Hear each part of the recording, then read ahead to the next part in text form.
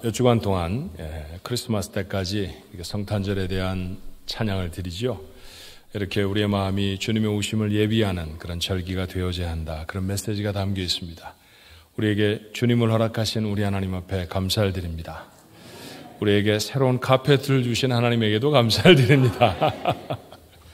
참 이상한 게 말이죠. 자동차 세차만 해도 차가 좀 잘 나가는 것 같잖아요. 카펫을 깔아놓고 나니까 이 안에 사운드도 더 좋아지는 것 같고, 뭐든지 다 아름다워 보이고, 오늘 예배당에 참석한 여러분 모습도 어느 때보다도 아주 아름다워 보이십니다. 그래서 우리는 예배당을 참 좋아합니다. 옆에 분들하고 같이 한번 인사하시죠. 전 여기가 정말 좋습니다. 인사할까요? 전 여기가 정말 좋습니다. 누가 좋은 믿음을 갖느냐? 다른 거 없어요. 교회 좋아하는 사람이 좋은 사람입니다. 교회를 사랑하는 우리 가족들, 그 마음이 얼마나 진하고 귀한지 제가 잘 압니다만 더욱 사랑하시는 여러분 모두가 되시기를 주님의 이름으로 축원합니다. 카페도 바꾸니까 참 좋죠. 신발 주머니들 가지고 오신 거죠. 조금 푹신거려요. 그래서 여자분들 그 뒤축의 굽이 좀 얇은 굽은 조금 걸릴 수 있으니까 푹신한 거를 즐기시되 넘어지진 않으시도록 조심하시면 좋겠습니다. 성령의 열매에 대해서 생각하고 있습니다. 예수를 믿고 구원받은 사람의 삶에 나타나야 될 당연한 성품. 이걸 성경은 뭐라고 표현하냐 하면 성령의 열매 그렇게 표현하고요. 딱 9가지 성품만 있는 것은 아닙니다만 이건 꼭 있어야 한다. 그 말씀이 바로 성령의 열매라고 하는 제목으로 주어져 있습니다. 사랑으로 시작했어요. 이제 마지막 절제에 이르렀습니다. 절제. 신약 성경이 기록된 언어는 그리스어, 우리는 헬라어 그렇게 부르죠. 헬라어로 되어 있습니다. 그런데 그 헬라어로는 엔크라테이아라고 하는 단어예요. 영어 성경은 self-control이라고 번역을 했습니다. 미국에 사는, 영어권에 사는 저희들은 영어로도 이게 그런 뜻이구나 얼마든지 알아챌 수 있죠. 우리말로 조금 뜻을 담아서 정의를 해보면 정도를 넘지 않도록 스스로를 알맞게 조절하거나 제어한다라고 하는 의미가 절제라는 단어의 의미입니다. 예를 들면 맛있는 음식을 먹는데 자꾸 더 먹고 싶잖아요. 자꾸 저분이 가고 수저가 자꾸 가지만 과식하면 안 돼. 그리고 저분을 수저를 내려놓는 것. 그것에서부터 거짓말 한 번을 하면 부끄러운 상황을 면할 수 있는 때 종종 경험합니다. 그런데 거짓말해라 라고 하는 죄의 유혹을 단호하게 거절하고 그리고 진실을 말하는 것에 이르도록 적용될 말씀이 바로 이 절제라고 하는 말씀이에요. 재미난 정의를 읽었습니다. 성령의 열매를 간장, 된장 그런 거 담아두는 한국 사람의 장독, 독이라고 말하기도 하는 그 장독에 비유한 것이었어요. 재미있다고 생각이 들었습니다. 성령의 첫 번째 성품이었던 사랑이 이 장독의 뚜껑이라고 하면 마지막 성품인 절제는 그 독의 밑이라는 것입니다. 뚜껑이 없으면 담긴 것을 지켜낼 수가 없죠. 옛날에 어머니들이 정성껏 간장도 담으시고 된장도 담으셨던 시간을 기억합니다. 요즘에야 간장, 된장 담아 드시는 분들이 거의 안 계십니다만 그런 경험은 여러분 있으시죠? 그렇죠?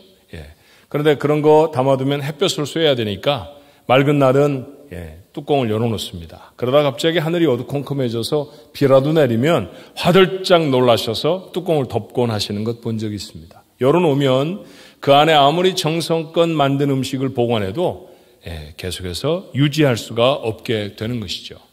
자, 같은 의미로 독에 밑이 없다고 하면 밑이 없는 독을 뭐라고 말합니까? 밑 빠진 독 그렇게 말하죠. 밑 빠진 독 뭘 담을 수 있겠어요? 아무것도 담을 수가 없습니다. 맞습니다. 절제가 없으면 그 인생에는 아무것도 담아내지 못한다라는 뜻입니다. 정욕을 절제하지 못하면 폐가 망신하지요. 술과 세상의 즐거움을 절제하지 못하면 인생이 깃털처럼 가벼워져서 사고와 사건을 만나면 후루룩 날아가 버리게 됩니다. 분노를 절제하지 못하면 분쟁을 만들고요. 말을 절제하지 못하면 사람을 잃어버리기도 합니다. 음식을 절제하지 못하면 병에 걸리기도 해요. 우리가 두려워하는 병 중에 아마도 최고는 암이라는 병일 거예요. 그런데 그 암이라는 건 한자어입니다. 한자어를 분해를 해보면 음식을 산처럼 먹어서 생기는 병, 그게 바로 암이라는 거예요. 그러니까 음식을 과도하게 먹으면 병에 걸릴 수밖에 없다는 사실 우리가 모르지 않습니다. 성경 속에 그런 인물들이 있죠. 아담의 첫 번째 아들 가인입니다. 세상에 처음 갖는 것, 이건 정말 소중하잖아요.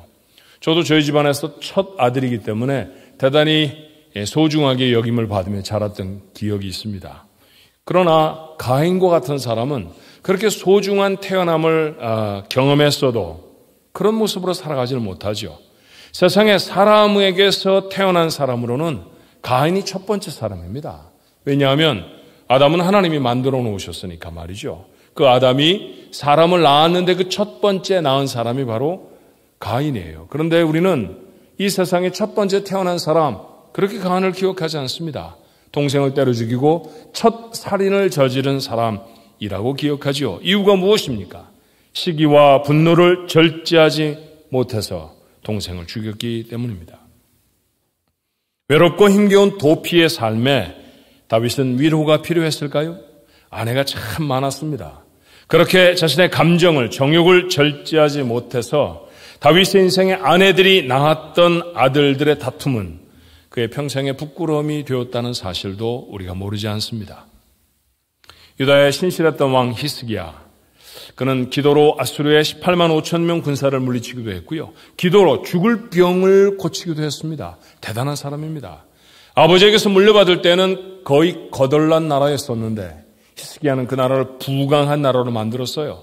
주변의 나라들이 히스기야를 축하하러 사절단을 보내 방문하게 됐습니다. 그중에 바벨론에서 온 사절단을 만났을 때 히스기야의 마음이 자랑을 하고 싶어 견딜 수가 없었습니다. 이 자랑을 절제하지 못하고 왕궁의 곳간을 다 보여주고 그 나라를 다 보여주었습니다. 자랑은 신나게 했는데 불행하게도 바벨론에 그는 그의 나라를 넘겨주게 되었죠. 자기 민족에 왕도 없었던 시절에 이스라엘이 있었습니다. 예수님 당시에 이스라엘 사람이죠. 이스라엘 사람들을 다스리고 그들을 지도해야 할 사람은 제사장들이었습니다. 거의 유일한 지도자였습니다. 근데 그들 앞에 예수님이 오셨습니다. 그분이 하나님의 아들이라는 증거는 차고도 넘쳤어요. 부인하고 부인하려고 해도 예수님이 하나님의 아들이라는 사실을 부인할 수가 없었습니다. 그렇다고 하면 그분에게 자신들의 모든 권한을 다 넘겨드려야 합니다. 그리고 자신들이 얼마나 부끄럽고 잘못되게 살았는지를 회개해야 하죠. 근데 그러고 싶지 않았습니다. 이제까지 누리는 것들이 너무 좋았고 앞으로도 가질 수 있는 것이 너무 많은 것 같아서 그 탐욕을 절제하지 못했을 때 유다의 제사장들은 하나님의 아들을 죽이기로 결정합니다. 십자가의 사건은 그래서 생겨진 것이에요. 절제를 잃어버린 인생들의 비참한 모습이죠. 우리라고 다르겠습니까? 절제를 잃어버리면 우리의 삶도 아무것도 아닌 게 될 수 있습니다. 그러므로 우리도 절제의 마음을 가져야 할 줄로 믿습니다. 특별히 우리에게 필요한 세 가지 절제가 있다라고 생각이 들었어요. 첫 번째는 마음의 절제입니다. 잘 아시는 말씀 잠언 4장 23절의 말씀이에요. 모든 지킬 만한 것 중에 더욱 내 마음을 지키라. 생명의 근원이 이에서 남이니라. 지식을 지키려고 애를 쓰는 사람이 있습니다. 명예를 지키려고, 자신의 자리를 지키려고, 돈을 지키려고 애쓰는 사람은 참 많지만 성경은 그런 거 지키라고 말하지 않죠. 마음을 지키라고 합니다. 다른 표현으로 한다고 하면 마음을 절제하라는 뜻이죠. 사울 왕을 기억하십니까? 이스라엘의 첫 번째 왕입니다. 잘생기고 지바운 좋은 사람이죠. 성품도 겸손하고 참을성도 있었습니다. 그런데 다윗을 만나고 그 좋은 마음을 다 잃어버립니다. 어린 소년 다윗이 자신도 싸울 엄두를 내지 못했던 골리앗을 무너뜨리고 나라를 구한 거예요. 처음에는 다행이다 싶었을 것입니다. 다윗에 대한 고마운 마음도 있었을지 모릅니다. 하지만 다윗을 향한 백성들의 칭찬이 자신을 넘어섭니다. 자신에게 주어지는 칭찬보다 다윗에게 가는 칭찬이 더 크게 보였습니다. 시기심에 견딜 수가 없었죠. 수없이 다윗을 죽이고 또 죽이려고 합니다. 그런데 한 번도 성공하지를 못했어요. 번번이 실패합니다. 그러면 알아야 합니다. 자꾸 시도하는데 안 되면 거기에 담겨져 있는 하나님의 뜻을 알아내야 합니다. 그런데 사울은 그러지를 못했어요. 그렇게 분노하는 자신의 마음을, 시기심으로 똘똘 뭉쳐져 버린 자신의 마음을 지켜내지를 못합니다. 마지막이 무엇이었나요? 그의 사랑하는 아들 요나단과 함께 전장에서 비참하게 최후를 맞이해야 했죠. 바뀌어진 그림이라고 하면 어땠을 것 같습니까? 온 백성의 칭송을 받는 출중한 젊은이, 그 젊은이를 사위로 둔 기쁨을 마음에 담았다고 하면 어땠을까요?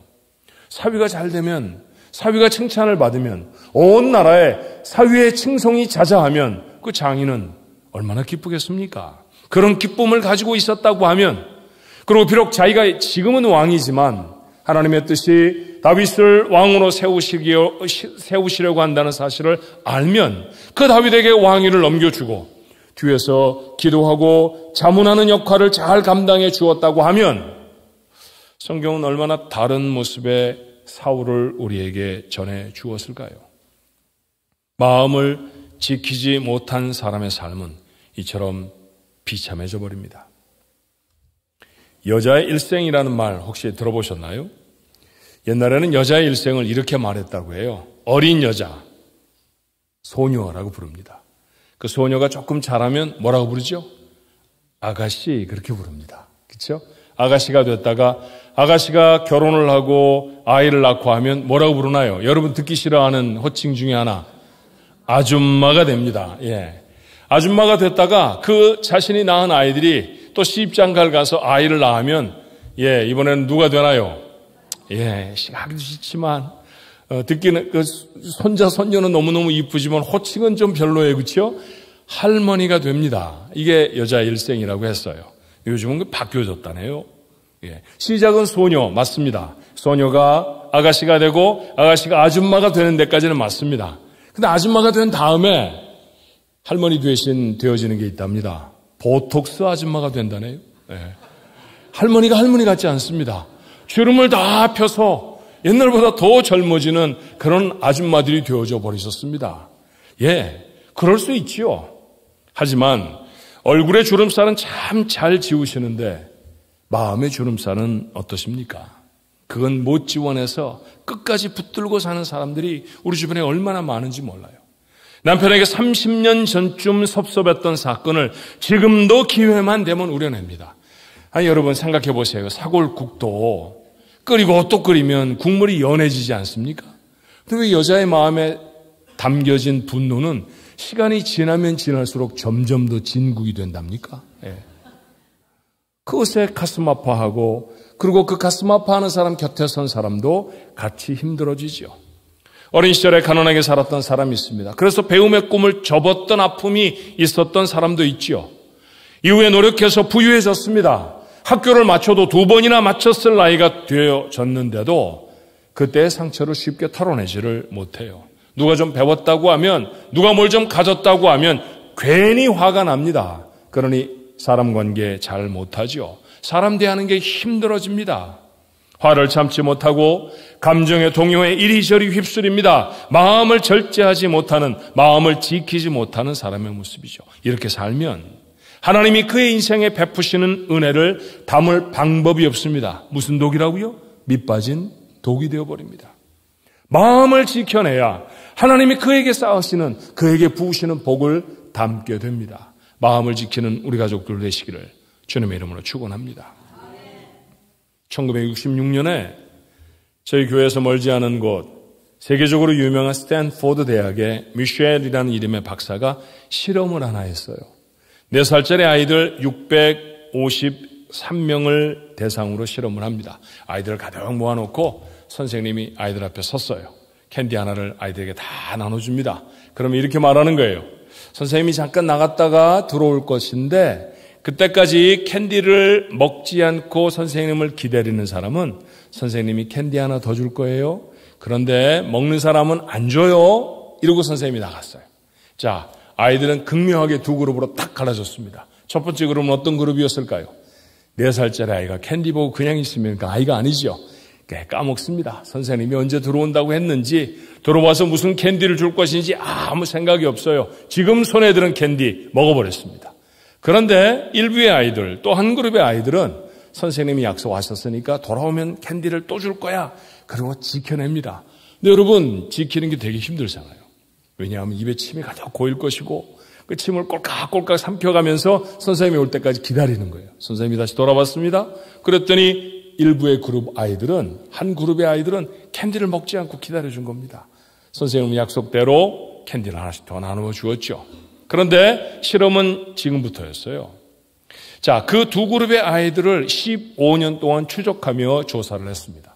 이들은 과연 어떤 인생을 사는가? 그랬더니 선생님이 캔디를 줄 거야 라고 하는 약속을 믿고 기다릴 줄 알았던 아이들, 자신의 감정을 절제할 줄 알았던 아이들이 학업 성취도가 훨씬 높았습니다. 공부 잘했다는 얘기죠.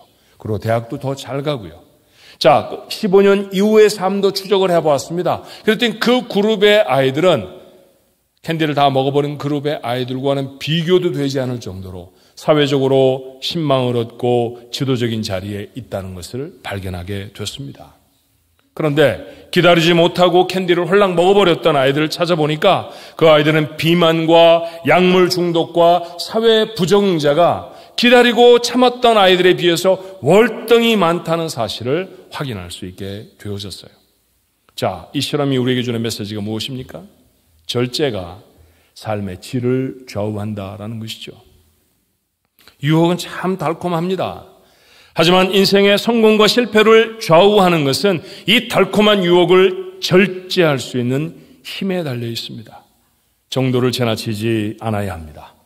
운동도 취미도 마음 씀씀이도 절제가 있어야 여러분의 삶에 좋은 열매를 맺을 수 있습니다. 그래서 아름다운 인생을 맺기 위해서 하나님 앞에 귀하고 복된 삶을 살아가기 위해서 성령이 우리 안에서 종종 신호를 보내시죠. 멈추라고, 그만하라고. 그죠? 그래서 절제의 또 다른 별명이 있어요. 성령의 브레이크입니다. 성령이 우리 안에서 멈추라고 하시는 메시지를 들을 수 있어야 합니다. 마음을 지키는 우리 가족 되기를 바랍니다. 두 번째로 우리가 지켜야 할 것, 절제해야 할 것은 말입니다. 시편 141편 3절의 말씀이죠. 여호와여, 내 입에 파수꾼을 세우시고 내 입술의 문을 지키소서. 우리도 이렇게 기도해야 합니다. 말 때문에 얼마나 많은 실수를 하게 되는지 몰라요. 말에 대한 야고보의 지적은 신랄하지요. 야고보서 3장 5절로 6절의 말씀입니다. 이와 같이 혀도 작은 지체로되 큰 것을 자랑하도다. 보라, 얼마나 작은 불이 얼마나 많은 나무를 태우는가. 혀는 곧 불이요, 불의의 세계라. 혀는 우리 지체 중에서 온 몸을 더럽히고 삶의 수레바퀴를 불사르나니 그 사르는 것이 지옥 불에서 나느니라. 여러분, 이 말씀 한 10번쯤 읽고 나면 말할 기분이 딱 떨어집니다. 이게 말을 하면서 어떻게 살 수 있지? 제대로 된 말을 어떻게 하며 살아갈 수 있지? 라고 하는 고민이 들게 하는 그런 야고보의 말씀이죠. 세상에서 가장 통제하기가 어려운 것이 말입니다. 한 해를 지나고 여러분의 삶에 가장 후회가 되는 일들이 무엇인가요? 말과 관련된 실수가 아마도 가장 많을 것입니다. 그래서 우리는 늘 후회합니다. 내가 왜 그 말을 했을까? 내가 왜 그렇게 빨리 말했을까? 이런 후회들이 우리에게 많죠. 그리고 조심하려고 합니다. 내가 말을 좀 아껴야지, 말을 좀 덜 해야지, 그렇게 다짐하지요. 그런데 잘 되지를 않아요. 우리는 이 말을 절제할 수 있을까요? 이 말을 다스릴 수 있을까요? 예, 다스릴 수 있습니다. 성경에서 우리 그 힌트를 찾아볼까요? 자, 요한은 사도 중에 가장 마지막까지 생존한 인물입니다. 요한복음과 요한서신, 요한 1서, 요한 2서, 요한 3서, 이 세 권의 성경을 요한서신 그렇게 불러요. 요한계시록을 기록한 사람이죠. 예수님의 어머니 마리아를 평생토록 모셨던 사람이기도 했습니다. 그런데 그가 복음서를 기록하면서는 자신의 이름을 한 번도 기록하지 않아요. 예를 들면 바울이 어디에 편지를 보낼 때에는 나 바울은 너에게 문안하노라 이렇게 하면서 쓰잖아요. 그렇죠? 그러니까 이 글은 바울 내가 씁니다. 그런 뜻인데 요한은 자신의 복음서를 기록하며 이걸 요한이 씁니다라는 흔적을 한 번도 남기지 않습니다. 그리고 자기의 이름 대신 그가 사용했던 표현은 주님의 사랑하는 자라고 하는 표현이었어요. 그는 주님의 사랑받는 자라고 하는 것이 자기가 가지고 있던 요한이라는 이름보다 훨씬 더 중요했습니다. 하나님의 사랑, 주님의 사랑이라는 것이 그에게 더 절절했다는 것이죠. 그래서 그는 요한 1, 2, 3서에서 구구절절히 하나님의 사랑을 표현하고 그 사랑으로 살라고 촉구합니다. 그래서 사도 요한에게는 별명이 있습니다. 사랑의 사도라고 하는 별명이에요. 초대 기독교 공동체는 그를 모두 다 사랑의 사도라고 불렀습니다. 그런데 요한이라는 사람이 처음부터 그랬을까요? 그러지 않았던 것 같이 보입니다. 예수님이 제자들과 함께 사마리아 사람들이 사는 동네를 지나가셨을 때가 있었습니다. 그런데 사마리아 사람들은 유대인들을 참 싫어했죠. 특별히 예루살렘으로 가기 위해서 사마리아를 지나가는 사람들에게는 적대감을 보이기까지 했습니다. 하지만 예수님은 그들의 반응과는 상관없이 그곳을 지나면서도 하나님의 나라를 선포하고 그리고 하나님의 복음의 메시지를 전해주셨던 것 같아요. 하지만 사마리아 사람들이 마음을 열지 않고 받아들이지 않습니다. 복음을 열심히 전하는데 주님이 열심히 복음을 전하셨는데 반응하지 않으니까 제자들이 보기에 화가 났습니다. 화가 난 요한이 이렇게 볼멘 소리를 해요. 누가복음 9장 54절의 말씀에 제자 야고보와 요한이 이를 보고 사마리아 사람들이 받아들이지 않는 것을 보고 그런 뜻이죠. 주여 우리가 불을 명하여 하늘로부터 내려 저들을 멸하라 하기를 원하시나이까? 아니 이게 도대체 무슨 말입니까? 조금 전까지 복음 전하던 사람 아닙니까? 그런데 자신들이 전하는 복음을 듣지 않는다고 이번에는 하늘에서 불이 떨어져서 저 사람들을 다 멸하여 주시옵소서 그렇게 기도한다니 이게 말이 됩니까? 그게 무슨 기도예요? 성격이 불 같은 사람입니다. 입에 담고 있고 기분은 나빴을지라도 말로 표현하지 않았어야 했습니다. 그런데 그는 절제와는 참 거리가 멀어 보이죠. 예수님은 이렇게 성격 급하고 말 참을 줄 모르고 과격했던 요한에게 별명 하나를 지어주세요. 자, 마가가 기록하지요. 마가복음 3장 17절에 또 세베대의 아들 야고보와 야고보의 형제 요한이니 이 둘에게는 보아너게 곧 우레의 아들이라는 이름을 더하셨습니다. 우레의 아들. 대단한 능력이 있다는 소리 아닙니다.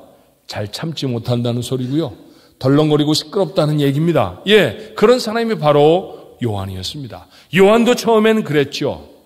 그러나 말씀드렸던 것처럼 그랬던 그가 사랑의 사도가 됩니다. 그가 교회에 편지를 보내며 뭐라고 스스로를 고백하던가요? 요한일서 4장 7절의 말씀에 사랑하는 자들아 우리가 서로 사랑하자. 사랑은 하나님께 속한 것이니 사랑하는 자마다 하나님으로부터 나서 하나님을 안다고 말합니다. 하늘에서 불을 내려서 다 멸하여 줄까요? 라고 말했던 것이 요한의 시작이었다고 하면 요한의 이후에 성숙되어진 모습은 어떻습니까? 하나님은 사랑이시니 우리가 서로 사랑하자 말하는 사람이 됩니다. 요한이 달라졌습니다. 어떻게 달라질 수 있었을까요? 성령이 그를 바꾸신 결과였죠. 성령이 그 안에서 역사하셔서 그를 바꿔내셨습니다. 우리에게도 성령은 같은 일을 하실 줄로 믿습니다. 목사님 저는 원래 태어날 때부터 성격이 급해요. 이제 그런 말 안 하기로 하는 겁니다. 그렇죠? 원래 태어날 때부터 성격이 급해서 우레의 아들이라고 이름을 그 별명을 지어주셨던 바로 그 요한도 성령이 그 안에서 역사하시면 사랑의 사람이 될 수 있잖아요. 그러니까 이 말씀을 듣고 성경 말씀을 알면서도 내가 여전히 급한 성격으로 사람들에게 말 참지 못하고 막 해대겠다라고 하는 얘기는 성령이 아무리 말씀하셔도 난 안 듣겠습니다. 그런 얘기입니다. 그럴 수는 없죠. 성령이 내게 이루시려고 하시는 성품, 그 절제의 성품을 이루어내시면 요한처럼 우리 하나님 앞에 따뜻한 성품으로 바뀌어질 수 있을 줄로 믿습니다. 또 하나, 우리가 절제해야 될 것이 있다고 하면 우리의 소유입니다. 재물의 절제를 해야죠. 에베소 지역은 초대교회 당시에 번창하던 무역도시였습니다. 제가 이 에베소를 공부할 때 여러분이 그렇게 말씀을 드렸던 것 기억하실 거예요. 이집트의 여왕이었던 클레오파트라도 종종 에베소에 와서 명품을 쇼핑하고 돌아가곤 했습니다. 이렇게 말씀드렸었습니다. 그렇죠? 그런 무역도시였습니다. 사람도 돈도 많이 흘러들었던 이 도시에 바울이 복음을 전하죠. 그리고 세워진 교회가 에베소 교회입니다. 아마도 성도들 중에서는 사업에 성공해서 부를 이룬 사람들이, 부자로 살아가는 사람들이 많았을 거예요. 그런데 바울을 이어서 교회를 돌보게 된 디모데에게 바울은 교회 교인들에게 이렇게 가르치라고 썼습니다. 디모데전서 6장 10절이죠. 돈을 사랑함이 일만하게 뿌리가 되나니 이것을 탐내는 자들은 미혹을 받아 믿음에서 떠나 많은 근심으로써 자기를 찔러도다. 돈 사랑하지 말라는 것입니다. 돈을 사랑한다는 것 대단한 도전입니다.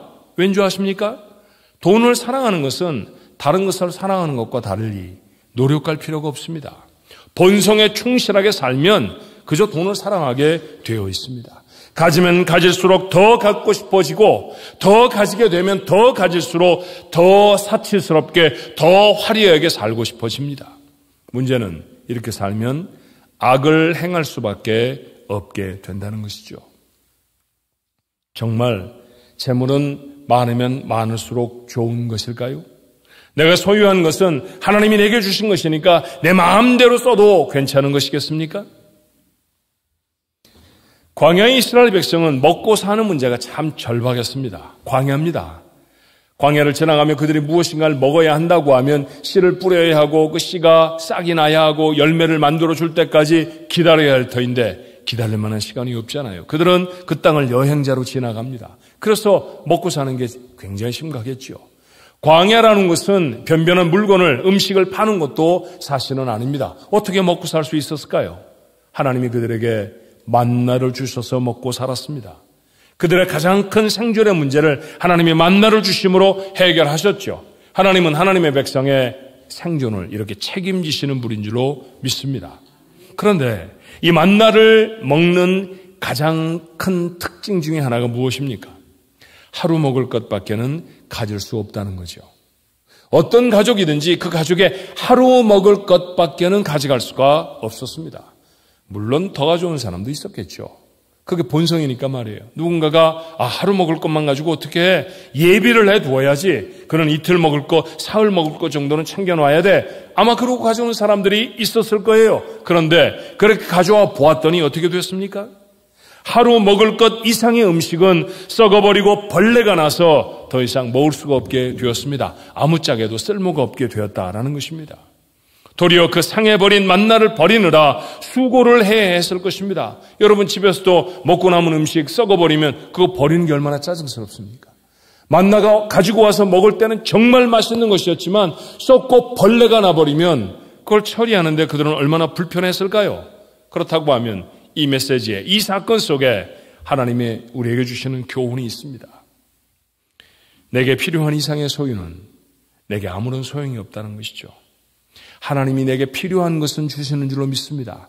그것보다 더 갖게 되어지면 그건 나를 위해 유익이 되지 않는다는 것이죠. 도리어 해가 될 수 있습니다. 많은 물질을 얻느라 소중한 건강을 잃어버린 사람들을 여러분 한둘쯤 알고 계실 거예요. 자녀의 마음을 잃어버린 부모도 있습니다. 예, 부모님들 항변하지요. 너희들에게 좋은 환경을 만들어주기 위해서 그렇게 열심히 일한 거야. 그런데 실제로 아버지가 어머니가 필요했던 시간에 그 아버지와 어머니를 잃어버렸던 아이들은 아이의 마음에서 부모를 덜어내버린 후입니다. 이렇게 깨어져 버린 가정이 많은 재물을 모았지만 경험하게 될 그런 가정들, 그런 이웃들을 우리는 종종 압니다. 어제 새벽 예배 때에는 이런 말씀을 묵상하기도 했었어요. 잠언 25장 24절의 말씀입니다. 다투는 여인과 함께 큰 집에 사는 것보다 움막에서 혼자 사는 것이 나으니라. 큰 집을 마련하느라 부부는 더 많은 수고를 했을 것입니다. 그런데 그 많은 재물을 모으다가 그만 두 사람의 사이에 의견이 달라졌을까요? 사이가 틀어져 버렸습니다. 그리고 서로 다툽니다. 그러고 나면 차라리 흙과 지푸로 만든 집에서 사는 것이 더 행복하겠다라고 하는 생각이 들었다라는 것이죠. 그렇게 정말 소중한 것들을 잃어버리며 재물을 모은다고 하면 재물은 많으면 많을수록 좋은 게 아니라는 사실이 우리에게 분명해지지 않습니까? 이스라엘 백성이 가나안을 정복하던 시절에 그들을 당해낼 군대는 세상에 없어 보였습니다. 모든 군대가 그들 앞에 다 패퇴했죠. 만약 그런 식으로 주변의 군대를 물리치고 나간다고 하면 그들은 제국을 이룰 수도 있었을 것처럼 보입니다. 하지만 하나님은 가나안 땅 밖으로는 단 한 뼘의 땅도 허락해 주지 않으셨어요. 여호수아서를 읽으면서 가장 많이 발견하게 되는 단어는 지경, 경계라는 단어입니다. 영어로 말하면 boundary. 여기까지가 너희의 바운더리야. 여기 이상 가지 마. 이 이상은 너희에게 준 것을 허락하지 않았어. 하나님이 이스라엘 백성에게 수차례 말씀하시고 다시 확인하는 말씀, 그것이 바로 그들의 경계였죠. 그들의 목표는 제국을 이루는 것이 아니었습니다. 하나님의 나라를 이루는 것이었죠. 우리에겐 다릅니까? 우리가 이 세상을 살아가면서 이루어야 할 목표가 무엇인가요? 돈을 많이 버는 사람입니까? 사람들이 오르지 못할 높은 자리에 오르는 것입니까? 아닙니다. 하나님이 원하시는 삶을 살아내는 것입니다. 하나님이 원하시는 삶을 살아내기 위해 하나님 우리에게 필요한 것들을 공급해 주실 줄로 믿습니다. 그런 욕심으로, 탐욕으로 그것들을 더 가지려고 하면 그 이후로는 자신들이 가지고 있는 인생이 불행해지고 힘겨워진다는 사실을 우리는 기억해야 합니다. 하나님이 우리에게 무엇인가를 주셨다고 하면 그것은 하나님의 뜻을 이루라고 주신 것입니다. 자, 그 뜻 중에 첫 번째는 하나님이 내게 먹고 마시며 즐기라고 주신 거예요. 하나님이 내게 입을 옷을 주셨습니다. 아, 저한테만 주셨군요. 여러분 돈 주고 사셨네요. 그렇죠? 예.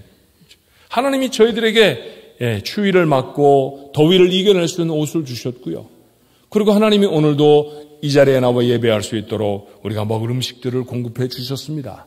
그런데 오늘 아침에 옷장을 딱 열어보고 단 한 벌밖에 없어서 선택의 여지가 없이 그 옷만 입고 나오신 분, 우리 식구들 중에 제가 아는 한 한 명도 없습니다. 이것 입을까? 저것 입을까? 찾으셨죠? 오늘 날이 좀 춥다는데 더운 걸 입을까? 얇은 걸 입을까? 크리스마스라고 하는데 카페트도 갈았다고 하는데 무슨 색깔을 입어야 될까? 그렇죠. 한 벌 오시면 족하지 않나요? 그런데 하나님은 우리에게 한 벌을 주신 적이 없습니다. 늘 넉넉하게 주십니다. 참 좋은 하나님이십니다. 제가 어렸을 적 얘기 한번 할까요? 저보다 나이가 어린 분들은 저게 뭔 소리야 하실 수 있는데 옛날에 우리가 무엇인가 곡식을 살 때 쌀을 사거나 보리쌀을 사거나 그럴 때는 이렇게 봉투에 담겨진 게 아니었어요. 그렇죠? 여러분 기억하시죠?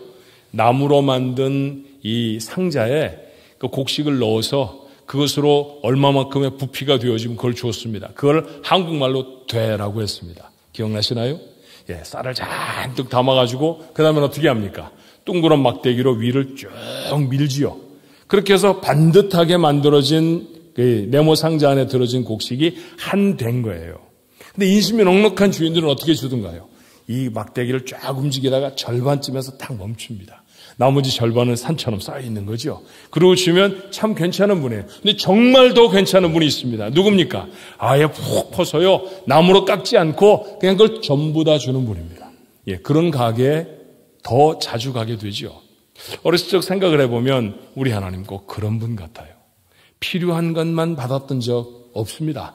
적어도 제가 살았던 60년 이상의 삶을 보면요.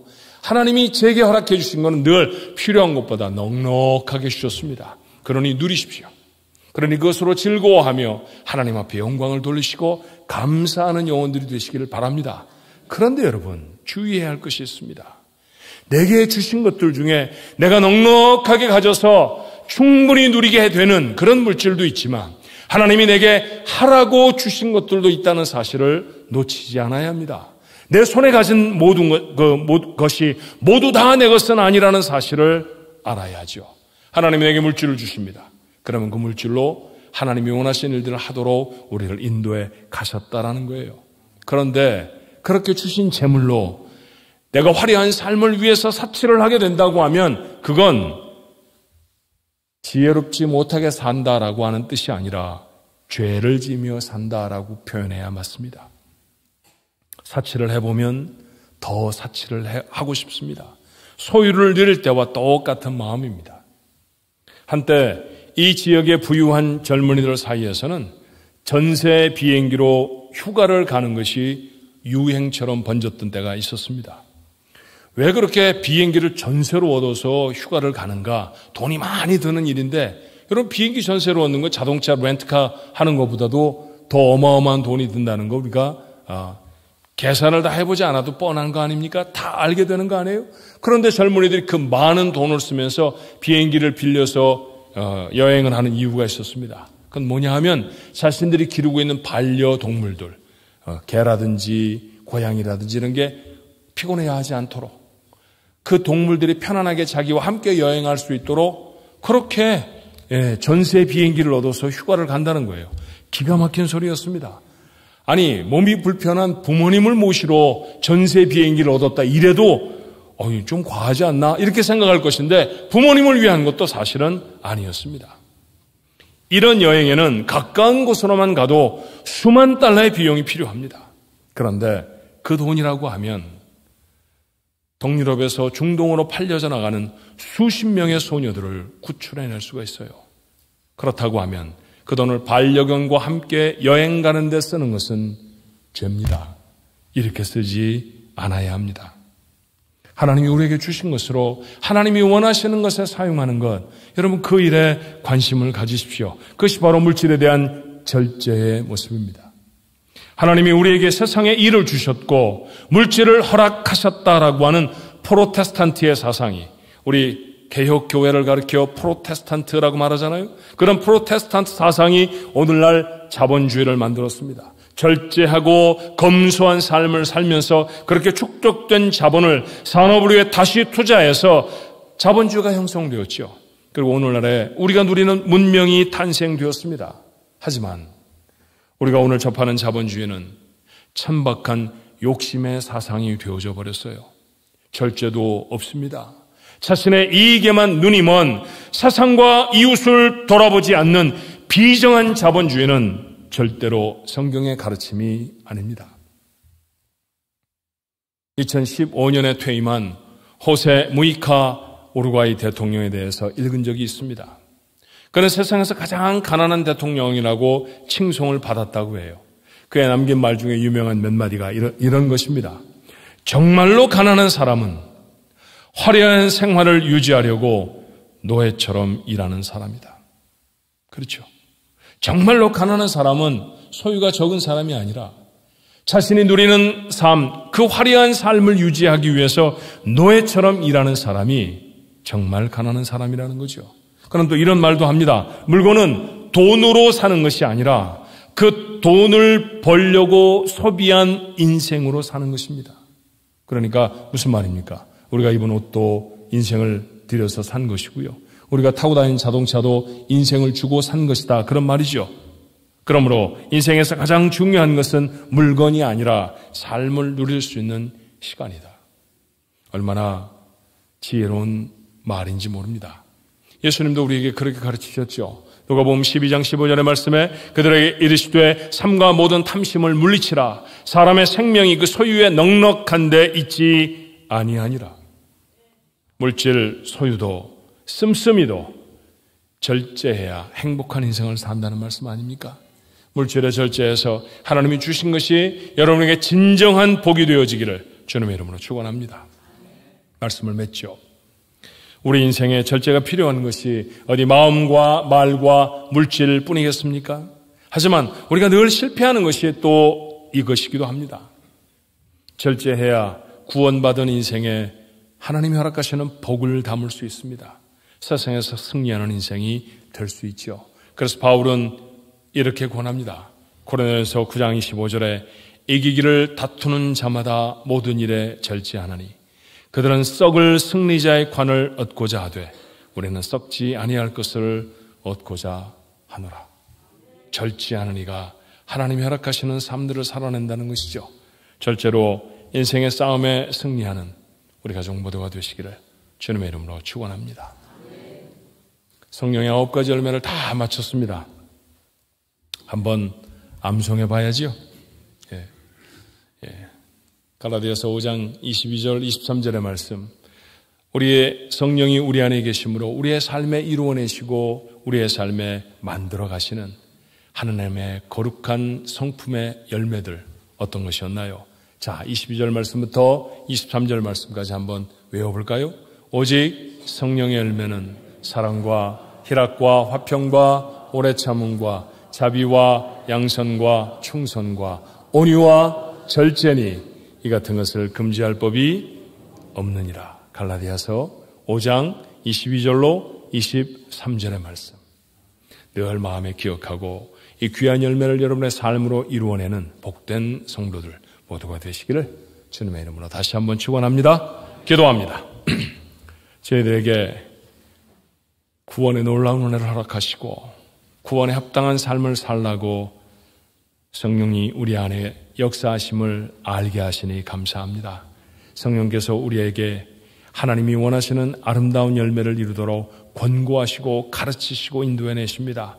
사랑의 열매를 맺고 희락의 열매를, 화평과 오래 참음의 열매를, 자비와 양성과 충성의 열매를, 그리고 따뜻한 마음, 그 온유함과 모든 것에 참고 견디는 절제의 마음을 갖도록 하나님 우리에게 말씀하실 때 아멘하며 그 말씀에 순종할 수 있게 하여 주시옵소서. 성령이 우리의 삶에 맺으시는 이 아름다운 성품들을 이루어내야 하나님이 원하시는 복된 인생이 되어질 것이고, 특별히 오늘 나눈 절제의 귀한 열매가 맺혀져야 하나님이 우리의 인생에 베푸시는 복들을 담을 수 있을 것입니다. 인생에 절제할 수 있도록 도와주시되, 특별히 마음을 절제할 수 있게 하시고, 우리에게 허락하신 말을 절제할 수 있게 도와주시고, 우리에게 주신 축복으로 주신 물질을 절제할 수 있게 도와주셔서 하나님이 원하시는 복된 인생들 모두가 살아가도록 축복해 주옵소서. 천국에 섰을 때 잘했다 칭찬받을 삶, 오늘 이 땅을 살아가며 살아내는 우리 가족들 모두가 되게 하옵소서. 예수님의 이름으로 간절히 기도하옵나이다.